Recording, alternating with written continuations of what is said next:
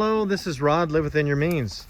It is July, was it 20th or 19th? 20th. 20th. And Thom Clark here, who does some grafting, but he's showing me around his yard, and he's got these Dutch currants. This is what produced the first electricity for the people in the Netherlands. I am kidding. Currant bushes, but he's got a light color currant. What's this kind called over here? That's just a white currant. Just a white currant. And these Dutch currants are a red currant. They're good. My wife really loves currants. They make great jelly. And this currant bush, I'm guessing you've had this a long time, a lot of years. Oh, about 3 or 4. Just 3 or 4 years. Okay. He's got a pear over here that he's grafted on. I didn't graft that one. Oh, you didn't graft on that one. That's from the nursery. Is this the one that has 4 types of pears on it? That has 4, yeah, did. But it's kind of sick. And I'm spraying it with copper sulfate. Okay. But it does have a problem. What type of pear are these? These look. Those are quinces. Oh, and are they grafted onto the pear tree? Quince is the rootstock for dwarf pears. Oh. It's the only rootstock that makes dwarf pears. Oh, wow. So you have to graft it onto a quince. So these quince, are coming out of the rootstock from this pear tree. Right. And as he's saying, the rootstock is used on these pears to make it a dwarf. The rootstock usually control the size of the trees, Exactly. Isn't that right? That's correct, yep. Wow. Well, that is really neat. He's got his firewood back here. This is a man who's prepared for the... I've got a neighbor with a big pine tree that's a pain in the butt. But... Well, I always think if you're going to have a pine tree, it should be on the northwest corner of your property where it's not shading everything, right? I've got one up on the northwest corner, and I don't like it up there either. Oh. Now, but this was a quince root that I grafted 2 or 3 different kinds of pears on. Okay. And the top has kind of got that, I don't know what kind of a disease it is, but it makes it's kind of a bacteria that spots apricots and causes disease in them. And you've put copper sulfate on this over here to try to and I put deal with it. This looks a lot better than it did last year. Okay. Because of the copper sulfate, and I need to spray it in the fall and in the spring. So if I put an Asian pear in over at my dad's, would that be on a quince rootstock when it's a real small Asian pear? Asian pears may be genetically small. Well, there's different kinds. I had an Asian pear tree up in Colorado that got about 15 feet tall, 12 to 15 feet tall. And then I had an Asian pear in Pleasant Grove that it wasn't over, 7 feet tall, but it really produced a lot. I sold that place, and then I put in an Asian pear, a small Asian pear. It seems to be like the one that I had, really small. It's not any taller than this. I mean, it's not this tall. This is 7 feet tall, but anyway, it's got a whole slug of Asian pears on it, and I really like those. It doesn't seem like any type of pests go after them. Have you noticed that? Besides deer. Pears, the worms don't go after pears as much as they do apples. No, they definitely don't. And although I do have to spray my pears. But the deer that come in the yard, they definitely like eating the buds off those. They'll love to eat pears. Any fruit tree they'll love. And I want to show you here, he's actually got, these are a little like blackberry, but they're different. These are boysenberries. And here's a little boysenberry right there. He said I could eat what I could find. There's not a ton of them on here right now. Nope, I've picked them all and they are good. They're pretty much gone. If I could find a really nice one for you. Many years ago when I worked at Marie Callender's back here's a fairly good one. When I was around 18 and again in college, 18 years old and until I was about 22, 23. Oh, beautiful. These are really, really tasty. I'm gonna pop them in my mouth, and they are good. Yeah, there's a few. Here's some down here on the bottom. Get them. Oh yeah. Get them. Here we go. Get all you want. And here is a big one. Yeah. Oh, I should have let that go a little longer. No, it's a little tart, but it'll be good. Oh, lucky day. Here we go. Yep. He picked them, but he missed a few, so well, I'm gonna pop these in my mouth. 2 or 3 days ago. Wow, boysenberries. Yep. It's the first time I remember having fresh boysenberries. I've certainly had frozen boysenberries before. This is great.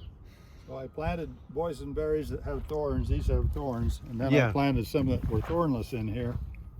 And when I did that, Yes. the production went way down to nothing. Oh, So last year I went in there and killed all the ones with thornless. okay. And this year I've got a pretty good crop of thorn. Have you noticed that on blackberries and things that the ones with thorns are often a little sweeter than the ones that are thornless? No. I've heard people tell me that, I but- I didn't have much of the opportunity. Okay.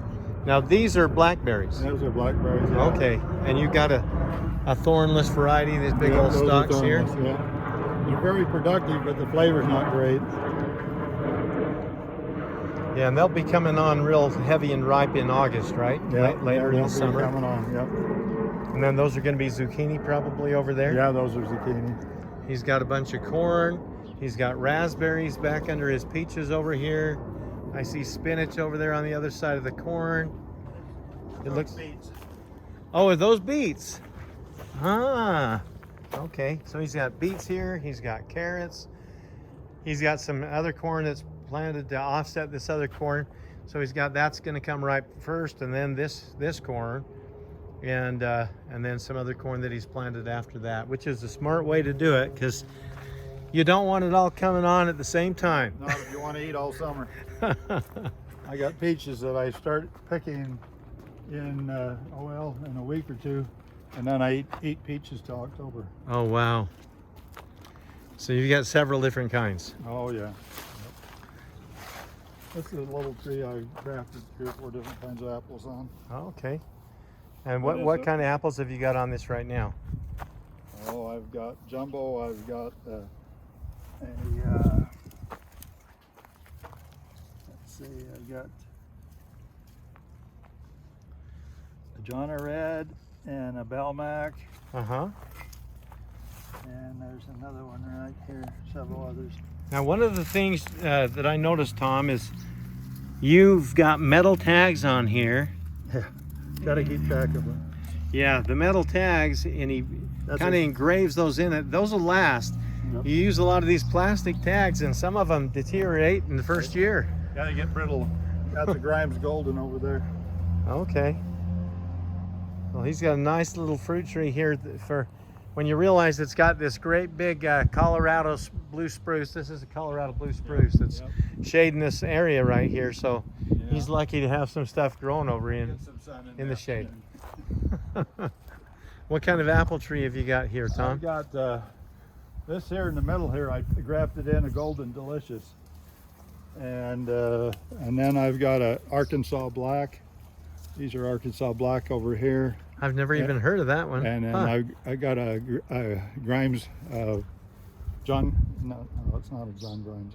It's a greening, a Huh. Rhode Island greening over here, and this is a banana apple over here. A banana apple. Yeah, Haven't heard of that.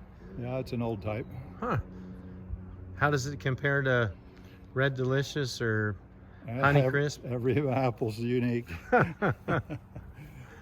So you've got dozens of kinds of apples grafted on Oh, yeah. different things Yeah, here. I've got all kinds of apples. I got almost Now, one thing 45 varieties.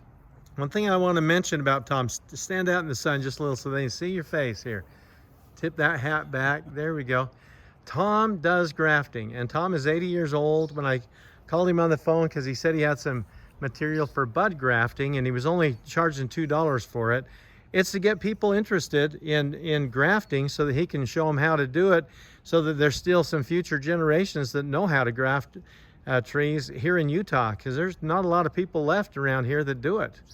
I took a couple classes from Larry Sagers, who used to have the greenhouse on KSL, and even though I've done some grafting, I don't have a tremendous success rate. And you said you've been grafting 55 years, Yeah. and he's had success doing regular whip and tongue grafting. Am I saying that right? Budding is the most successful. If you want to change a variety, Yeah. bud, because budding is more dependable than anything else. And you can bud graft both stone fruit and regular, Right. Almost anything. almost anything. Nut trees. But the challenge is very few people in this whole state know how to do grafting anymore. I mean, they can watch videos on YouTube, but I haven't seen too many people that have had much more success than me, and my success rate has a long way to go. Oh, you can get so it's almost 100%. Wow. So pretty neat to hear this. I'm gonna cut this video a little short. It's already 10 minutes. So this is Rod, and I'll follow up with some other videos. And if you would, put some comments down below. If you want to get hold of Thom Clark, Thom, do you want to put your number out there where people can get hold of you, or how's the best way for them to get hold of you? They can call me 801-750-6863. 801-750-6863. Correct. And if you really want to learn how to graft, Thom is willing to take some time to teach you a few things. He's out here in West Joran, Utah. So thanks for your comments, subscribing to the channel if you will. This is Rod. Live within your means and have a wonderful day.